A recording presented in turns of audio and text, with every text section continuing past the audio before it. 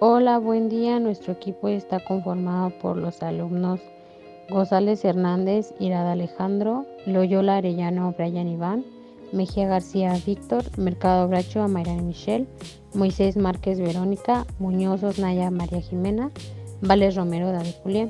Nosotros somos del grupo 3IM75 y les vamos a hablar acerca de la práctica de rectificación a reflujo total. Objetivos: desarrollar los conceptos para determinar la eficiencia total y de un plato en la columna de destilación con platos perforados. Aplicar la metodología de trabajo para operar y optimizar la columna con una mezcla binaria a reflujo total y a presión constante. Procedimiento: realizar los diagramas de equilibrio binario de los sistemas metanol-agua y etanol-agua, como solución ideal, gas ideal, y solución no ideal, gas ideal.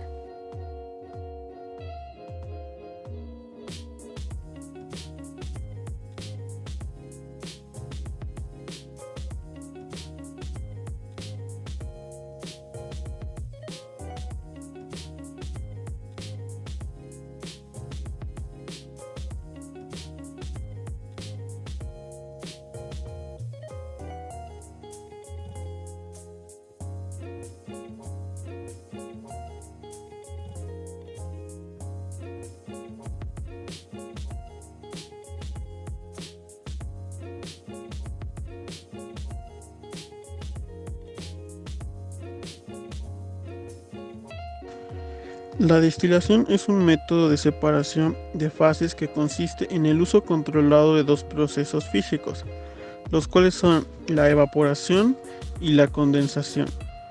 En esto se aprovecha la diferencia de volatilidad de los componentes, los cuales pueden estar en una mezcla homogénea o heterogénea. En una columna de destilación existe un reflujo, el cual se define como la cantidad de mezcla que retorna a la columna entre el destilado que sale del sistema. Existe una consideración importante en este proceso, que es la caída de presión entre plato y plato que existe en la columna. Una columna tiene una eficiencia que se denomina número de etapas teóricas, con sus siglas NET, menos 1, entre el número de platos reales, con sus siglas NPR. Para el procedimiento experimental que se realizó en esta práctica, ocuparemos el siguiente diagrama de bloques.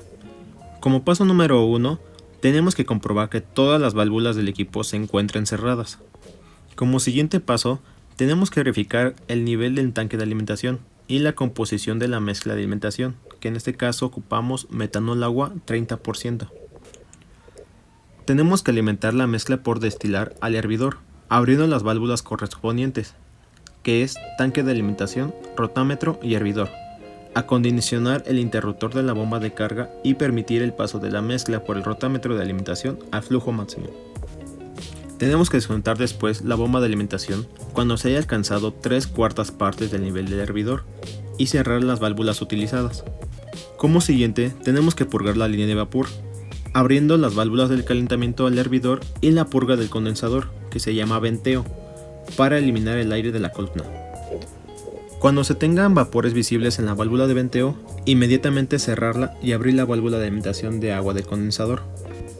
Tenemos que registrar y anotar las temperaturas del hervidor y del plato 1, así como la temperatura de los platos por medio del registrador y selector de la temperatura.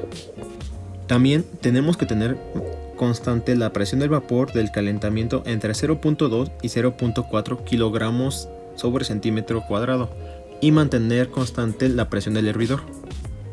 Cuando se haya alcanzado el equilibrio del sistema, todas las temperaturas anteriormente observadas deberán permanecer constantes con el tiempo, pero no iguales unas con respecto a la otra.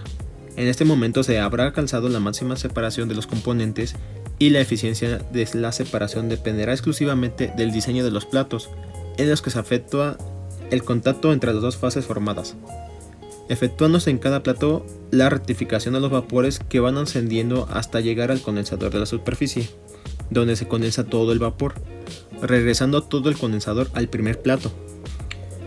Una vez alcanzado el equilibrio, se tomarán las muestras siguientes: la del hervidor, la del reflujo y de 3 platos consecutivos. También se notarán las temperaturas de estos puntos y de cada plato. Los equipos y accesorios a utilizar en esta práctica fueron una columna de platos perforados, un hervidor que en este caso fue un intercambiador de calor de tubo recto, un condensador de superficie, 2 precalentadores, uno de alimentación y uno de reflujo, 2 enfriadores, uno del destilado y del residuo, y 3 tanques respectivamente para la alimentación, destilado y residuo. Como siguiente tenemos nuestra tabla de datos experimentales obtenidas por la experimentación del equipo ya explicado. En esta tabla de datos experimentales tenemos corrientes de alimentación, destilado, plato 4, plato 5, plato 7 y residuos, con sus respectivas densidades por ciento peso y fracción mol. También tenemos nuestra presión de vapor, que es igual a 0.4 kilogramos sobre centímetro cuadrado. Presión de operación de 1.225 libras sobre pulgada cuadrada, y calculando la presión absoluta nos da de 648.3692 milímetros de mercurio. Tenemos que calcular las fracciones mol para cada corriente. Se ocupa la siguiente fórmula, donde nuestra XA es nuestro porciento peso, PMA es nuestro peso molecular del metanol y PMB es nuestro peso molecular del agua. Así para todas las corrientes de alimentación, destilado, platos y residuos. Después de obtener la presión absoluta, se procede a elaborar la gráfica de equilibrio. Con base en las temperaturas de ebullición de los componentes presentes en la mezcla, se calcula la presión parcial y las composiciones correspondientes del líquido y vapor.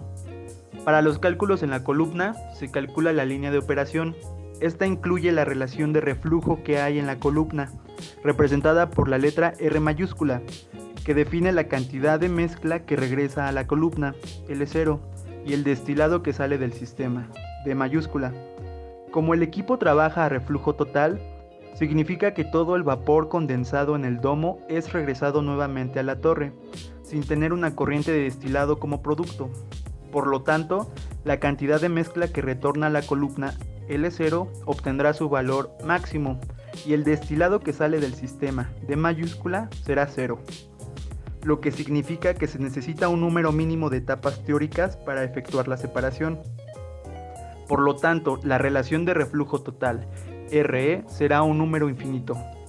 El efecto de este comportamiento indica que X será igual a Y. Con base en los cálculos antes realizados del domo, la alimentación y el fondo, se traza una línea de referencia, la cual se muestra como una recta de 45 grados.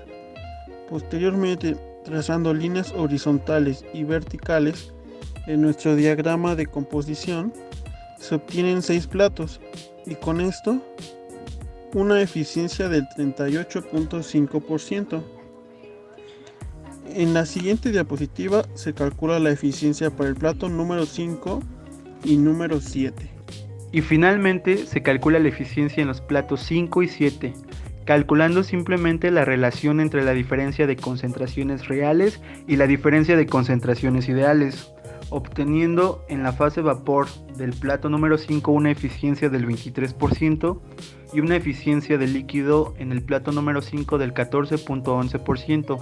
Para el plato número 7 se obtiene una eficiencia de vapor del 81.65% y 86% para el líquido.